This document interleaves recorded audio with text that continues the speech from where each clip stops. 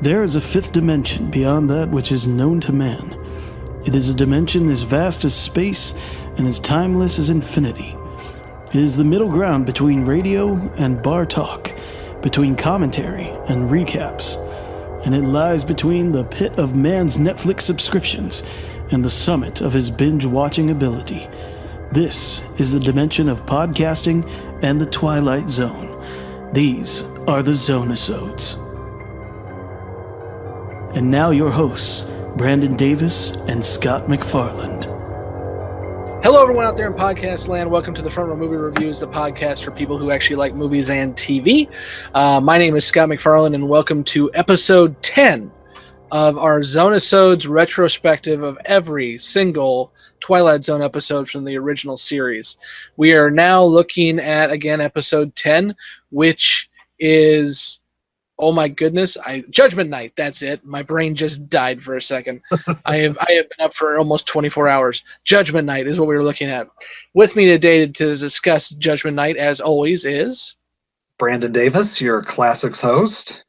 And he is a classic, is he not? No. Maybe someday.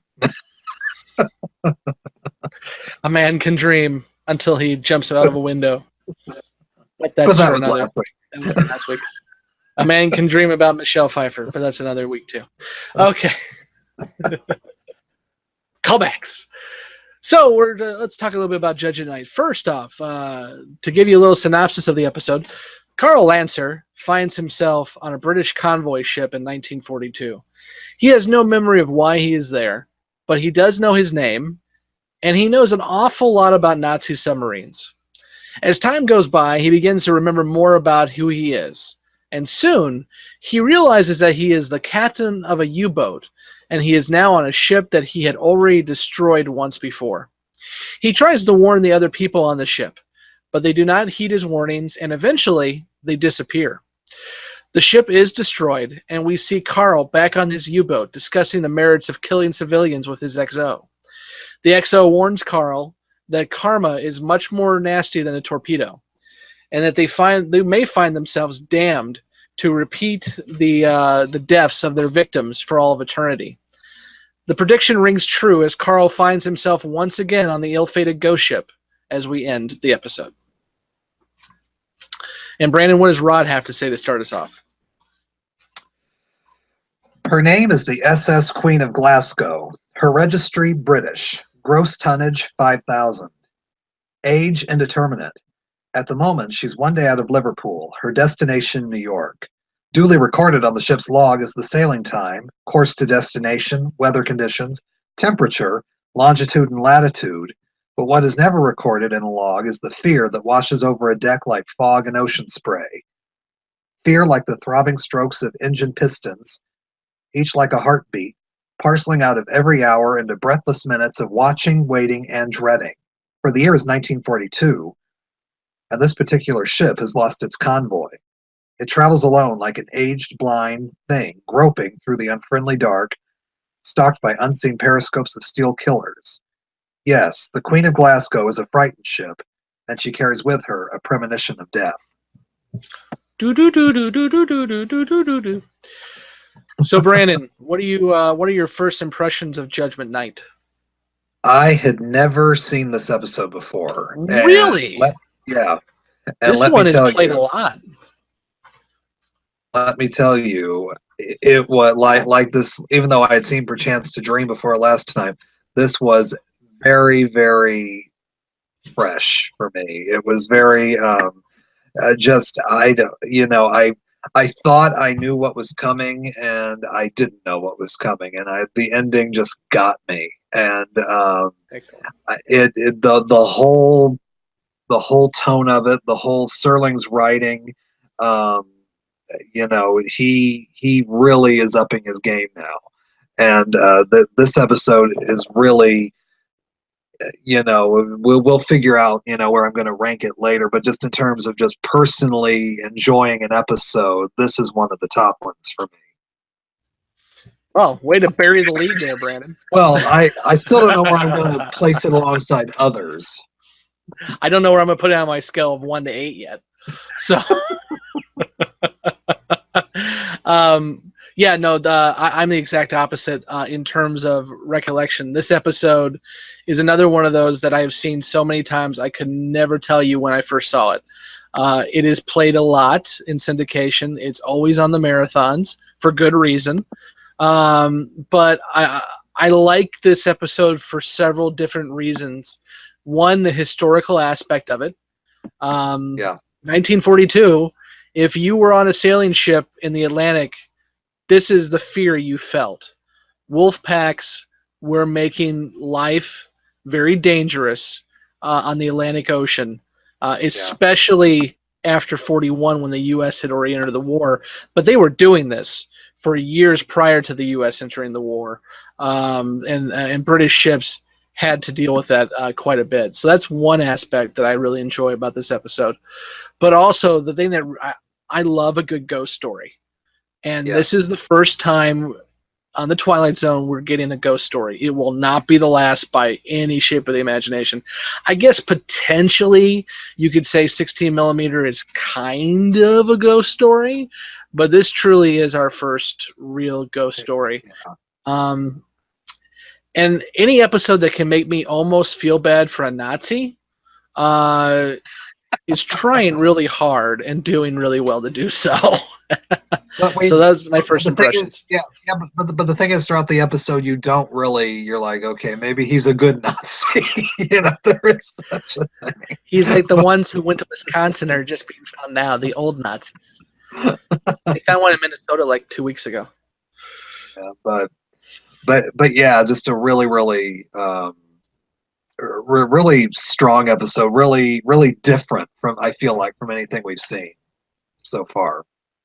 I feel like Rod's really experimenting now, and doing well at it as well.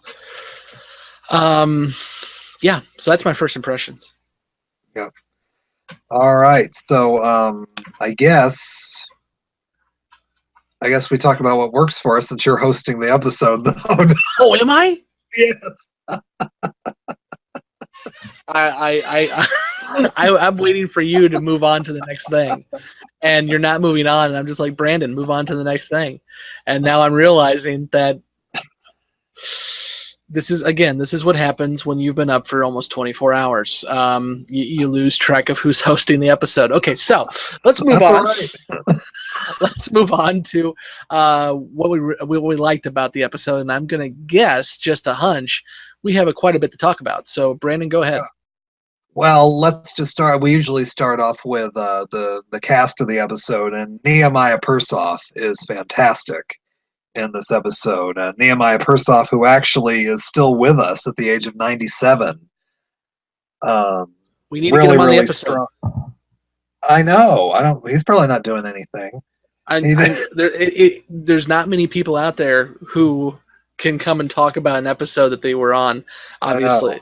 So I think we need to take that and run with it. Find this man. Put a camera in his face and let's do this. Let's see. He retired from acting in '99. Is devoted full time to his painting. He lives with his wife in Cambria, California. So. I'll buy one of his paintings if he gets on an episode with us. But no, just really, really good actor. Was seen on television a lot. I'm looking at his credits. He did episodes of The Untouchables, of Alfred Hitchcock Presents, The Naked City, Wild Wild West, Gilligan's Island, Gunsmoke, Voyage to the Bottom of the Sea, Adam 12, Mission Impossible. So was on a lot of stuff. Was in movies like The Comancheros with John Wayne, The Greatest Story Ever Told, and played Little Bonaparte, one of the gangsters in one of my favorite movies, Some Like It Hot, just the same year that this episode aired.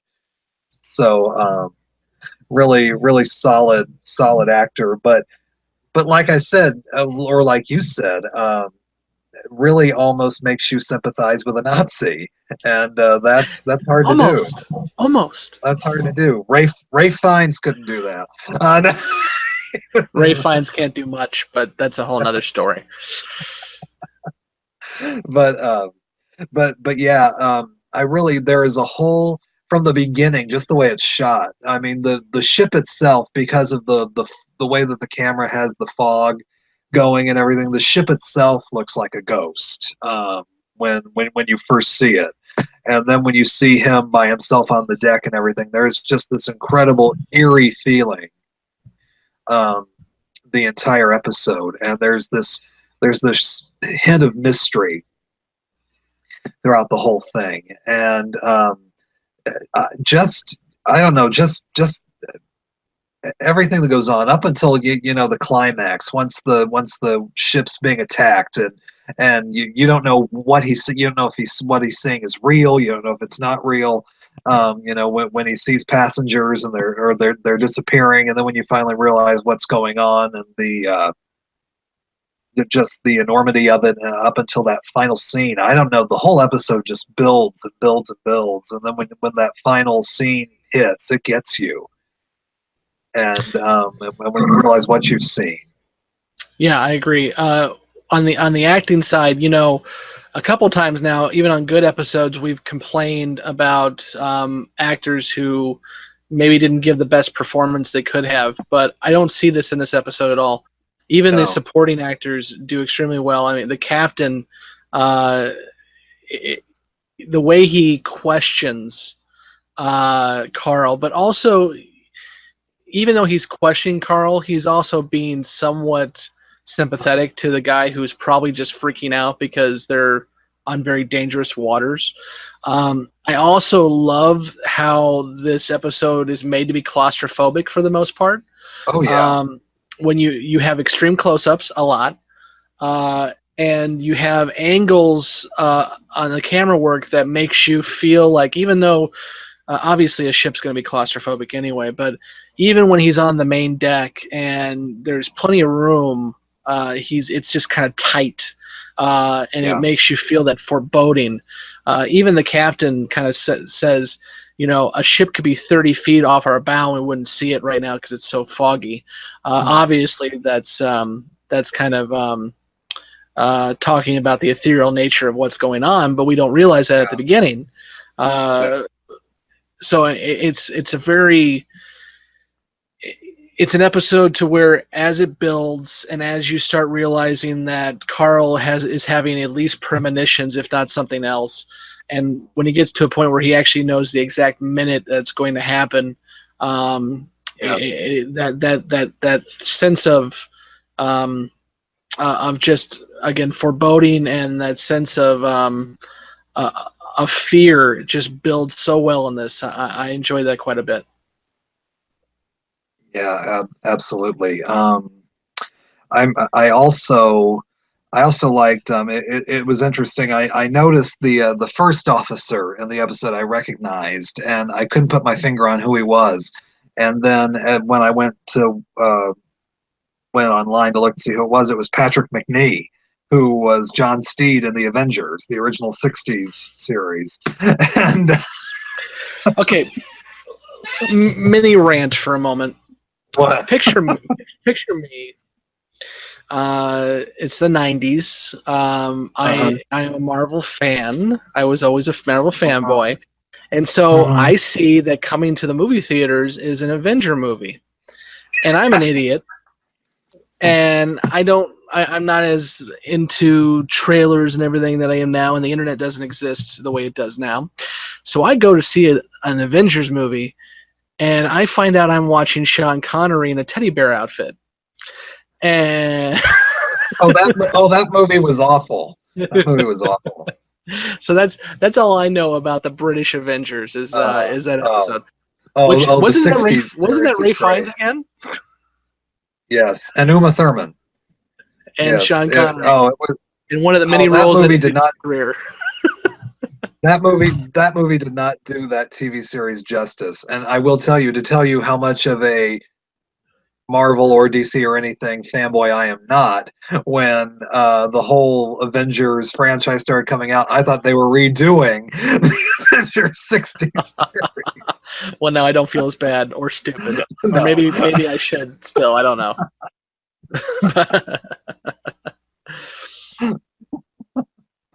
So yeah, anyway, but you're hosting, so you segue. No, I'm just making sure you've completed your discussion of British television.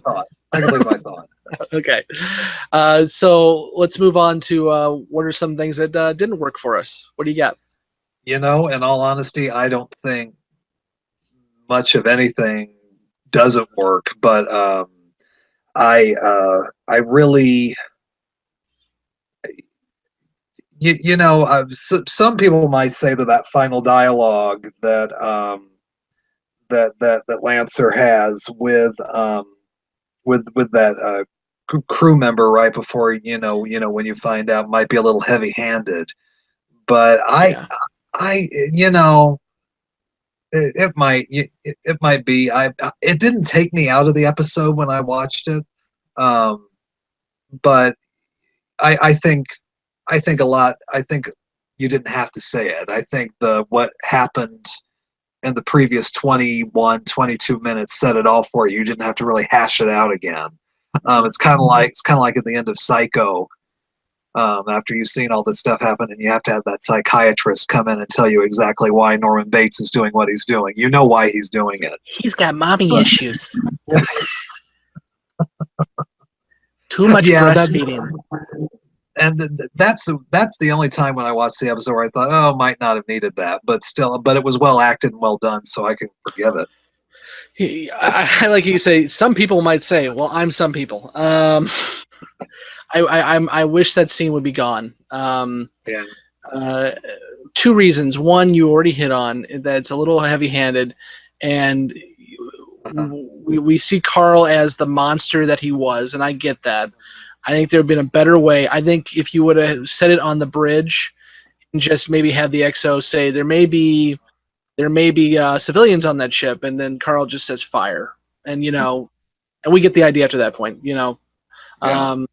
The other thing I don't like about that scene cinematically is I just talked about how I really enjoyed the claustrophobicness and the foreboding atmosphere. And then you go to a U-boat, and it literally is probably some studio head's office that they used to film it in. It is white, tall walls. There are so many very good submarine films. Das Boot. I would even say U-571. It's not exactly a cinematic masterpiece, but you watch the movies like that, and you're going to get the impression of what a U-boat was like. And being from Illinois, I don't know about you, Brendan, but I've had the experience of actually being on a U-boat because the Museum of Science and Industry in Chicago has a U-boat, and you can go on it. And there is not one place on that U-boat where that office setting would ever be found. And it just took me out of an extremely good episode for that few moments. Like you, it isn't something that's going to ruin the episode for me, but I just wish they would have taken a little bit more time and either set dressed that office or not used it at all. It would have been. It's my one complaint is that entire scene just doesn't work for me. But luckily, it's not. Unlike last week, it's not the last scene we get. We do find Carl back on the boat again, and we have no idea how many times he's Groundhog Day'd this thing. But obviously, he's going to be doing this for eternity, and so I'm glad that we end with that shot more so than the Office Space shot. I know. I would spend an eternity in Punxsutawney over on a Nazi U-boat.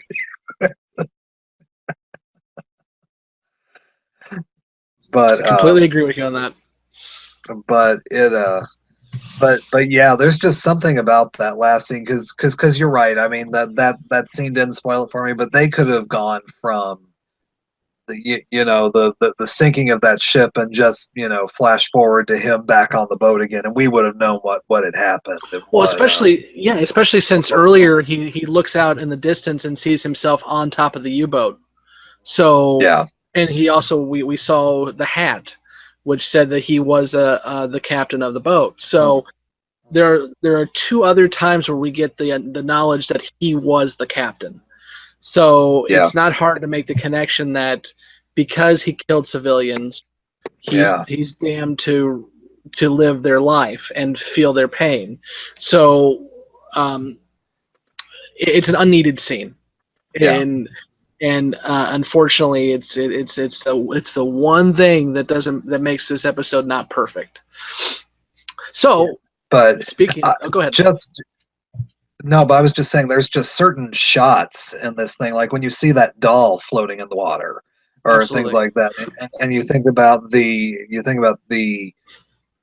horrific nature of what this man did, and the fact that at the beginning of the episode you're actually liking him and feeling for him and everything, and then you realize what he did, and there's such a moral conflict there and everything. It's Serling, now as we get up to this point in certain episodes, these and there are moments of Perchance to Dream. There's moments here where everything's shot so cinematically, stuff that you wouldn't necessarily see on television back then, unless you were probably a Western, because Westerns had the bigger budgets. But just really, really impressive, and just really, you can tell now that we're heading into an area where Twilight Zone is just going to get bigger and better from here.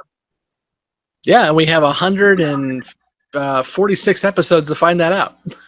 Yeah, not everything's going to be bigger and better, but especially as we get to season 5.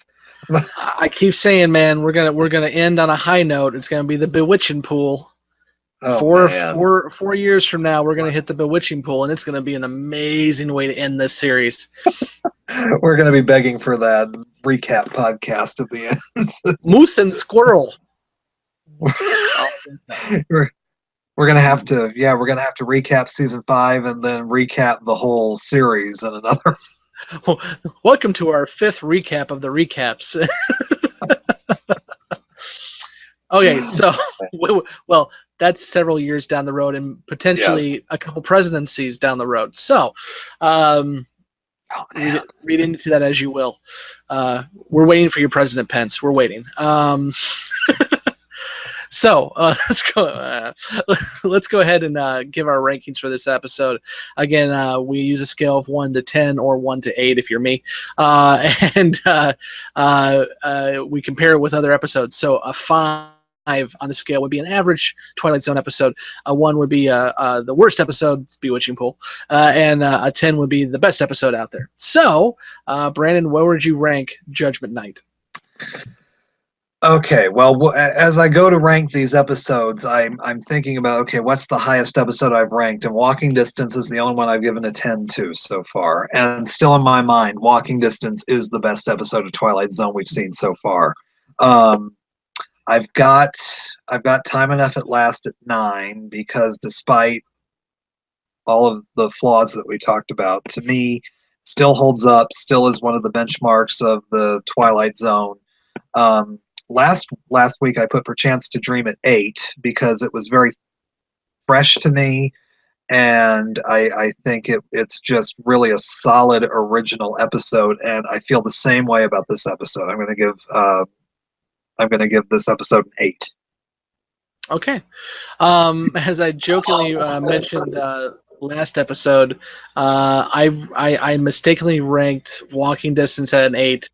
Not realizing how much I really liked that episode. So Walking Distance for me is also the best episode we've run into so far, and I don't want to score anything higher than that right now. And I think this is one step below that. For me, the reason why it's one step below it is I just enjoy the message and the theme of Walking Distance more than Judgment Night. But Judgment Night is, I would argue, probably the second best episode we've run into so far. And because of that, I'm going to give it a 7. Good. Okay. So that will wrap things up for us here on Judgment Night. We'll finish up with Brandon telling us a little bit of what Rod said at the end of this episode. Sure. And this is probably the wordiest script that he's done so far for any episode almost. Here's the closing. The SS Queen of Glasgow headed for New York, and the time is 1942. For one man, it is always 1942, and this man will ride the ghost ship every night for eternity. This is what is meant by paying the fiddler. This is the comeuppance awaiting every man when the ledger of his life is opened and examined, the tally made, and then the reward or the penalty paid. And in the case of Karl Lancer, former Captain Lieutenant Navy of the Third Reich, this is the penalty. This is the justice meted out, This is Judgment Night in the Twilight Zone. Very good, very good. So thanks again for joining us on this, the 10th episode of our Twilight Zone review.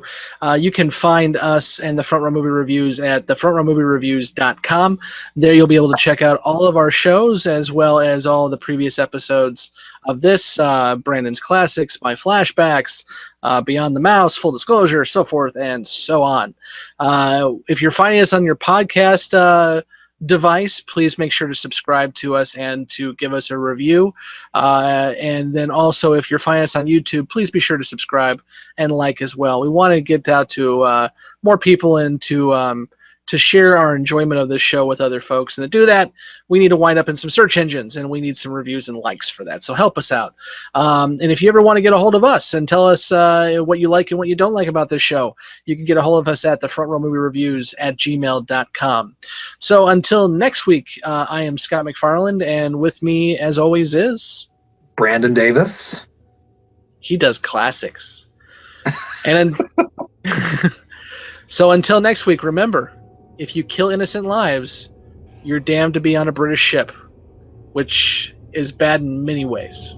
Until next time, we will see you on the couch. Bye. Bye-bye.